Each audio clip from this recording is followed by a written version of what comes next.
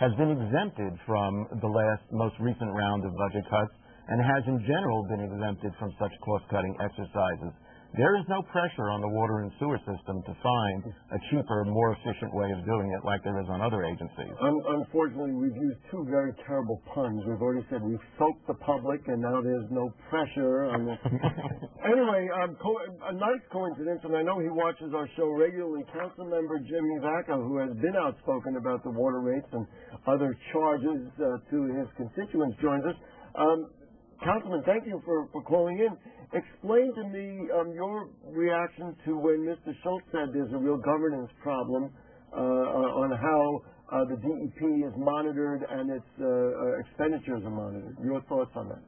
Well, I think DEP has problems similar to many other city agencies, and that is that the capital budget has gone through the window.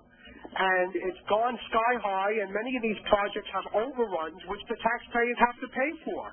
You know, I'm expressing the opinion of my constituents who are outraged. We were promised years ago that when the meters were installed, that if you conserved water, your water bill would go down. However, you basically could die of dehydration and your water bill's not going down. Well, your water bill's going up even if you don't use water, because so much of the water bill is based on your sewer charge, and then there are fixed assessments that you have to pay. And it seems like we're hitting the same people over and over again. You know, in January they were going to increase the rate, but we in the city council enacted a lien sale, which allowed the city to shut off the water for the deadbeats and the scofflaws who have not been paying their water bills. But here we are raising the rates again, when we haven't even had an opportunity to collect so much of the outstanding money in the city that the deadbeats have owed for years.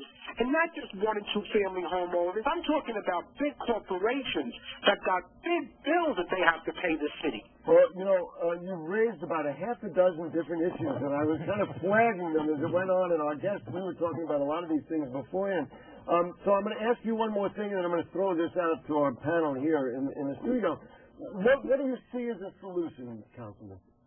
Well, I think as part of the solution, we have to say, number one, that the city should not be, the water board should not be putting money into the city's general fund. There's not a need for that. That's overcharging water users. You know, the only thing I can give you the analogy is that years ago we were promised that the lottery money would all go to education, and you know that the lottery money never went to education. Here we are, subsidizing the city general fund through a regressive water tax that basically penalizes the same people year in and year out. It's the same analogy. And I also think if we're thinking about a green New York and we want to conserve water, I also think we have to get down to incentivizing conservation. We really can incentivize conservation much more than we do now. We're not doing it now. Okay, people can save water and their bill will still go up. I'm going to cut you off because I want to let our group here in the studio respond. Thank you very much for weighing in, and we'll just continue the dialogue on this and other topics into the future. Thank you, Gary. Okay. A number of things that he brought up, and number one is the interrelationship between the usage of water and the sewage. I think probably the general public is not aware that this is all part of the same thing. Yeah. So you and I were talking about it before, and explain the interrelationship. I mean, right now they just charge you how much ever water you use. They charge you 159% of that, and that's what your sewer charge is. But a big part of the sewage cost, in fact, it costs more. The sewage side of it does cost more than delivering the water side of the whole operation. A big part of it is the whole combined sewer overflow system, but basically it's stormwater runoff and preventing it from going straight into our rivers. Mm-hmm. And why does that cost money? Where's the cost? Because we're talking about cost. Where's the cost to tax? The cost is getting in the sewage filtration plant, mm-hmm. and the idea that the sewage needs to be treated before it goes in to our waterways. Except that the same sewage system that you see on the street for stormwater runoff is the same system where, where all your water coming out of your house goes.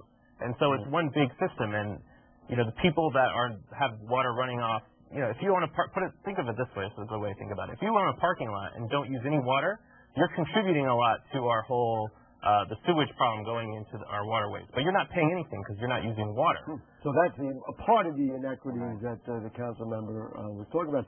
Mr. Schultz, for viewers who are going to say, wait a minute, I don't understand that about if I save water, one would think we don't have to use it. Explain to me why it is that if you conserve water, it's actually hurting your water bill. Well, here's your problem. You've graciously provided us all with a cup of water. Okay. Half of that. I'm going to have some. Half of the water in that cup, half the cost of the water in this cup, does not represent the cost of delivering the water. It represents the cost of building all the pipes and plants and dams and all the other things and water tunnels that are needed to deliver the first drop of this water. The result of that is, in order to pay for that, all of that construction, you have to issue bonds. You have to borrow money. And you have the same monthly payments on all that money you borrowed. So if you use less, the pipes and everything else, the infrastructure, still has to be paid for. It still has to be paid for. And the result is, if you use less water on the meter, you simply have to raise the rate so that you can meet your monthly mortgage payment on the system. On the infrastructure. Now, how do other municipalities get around that? Or is literally all the water systems, let's say, in the nation wrapped up in this? Well, frankly, because the federal EPA, which used to provide a great deal of assistance, has basically cut off its assistance in the last 20 years, virtually every water system in the country has adopted what's called full cost pricing, which is you pay for the entire thing through the ratepayers. We believe that it is fundamentally unsound to do it that way. This is a cost that should be shared among all the other tax bases: real estate, sales tax, which also suggests what the councilman said about other projects. You mentioned that there's that floating swimming pool now, which is coming out of our water budget. We know that we're paying for parks improvements out of the water budget, and all that is contributing to it. We had Rob from the Northeast Bronx calling in. Rob, how are you? How you doing? Good evening to you guys. Hi, my question and comment, first of all, with the comment is that with the water system, currently as it is as far as the health-wise, a lot of people I would advise, especially residents of the Bronx, to get a water filter in their apartment.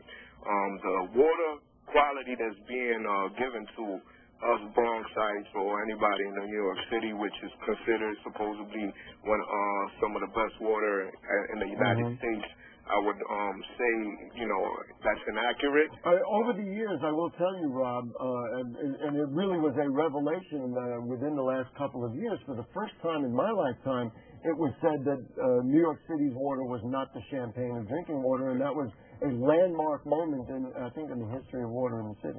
So there you go. I mean, just for example... So your point here, Rob, just to move it forward, your point is that you're concerned about the quality of the water in addition to what the cost of the water is. Yeah, I mean, the landlords and the tenants that live in these, that occupy most of the tenement buildings in the Bronx, we end up paying with the high rent, as they putting up the prices on oil and water and stuff like that. It's like almost it falls back on the poor people that are paying, bills and are just trying to get by in life, and Rob, we're not benefiting. Right. Rob, thank you very much. Boy, this show is going to end way before we get to everything we're going to want to talk about. But here's another chart which Mr. Schultz brought, which directly refers to what Rob was talking about. So, Mr. Schultz, why don't you just let us take a quick look at it. And then I'm going to ask Mr. Jost about this whole notion of deadbeats and what we should do with that whole concept. So what do we got here? Basically what this chart shows is that neighborhoods that are poorer actually pay more for their water. So the two highest paying areas are Bronx, which pays $480 per apartment per year for water, and Manhattan North, which pays $492, as opposed to Manhattan, basically south of 110th Street, which only pays on average $408. Now, why is that so? Well, basically what we found is the lower the income and the higher number of occupants per apartment, the more water you use. Plus, a lot of folks in Manhattan South go out to dinner frequently. They may go see the crocodiles in the Bronx Zoo, but they're not at home using water for a lot of the time. They're away for the summer. And there are fewer people per apartment in those apartments.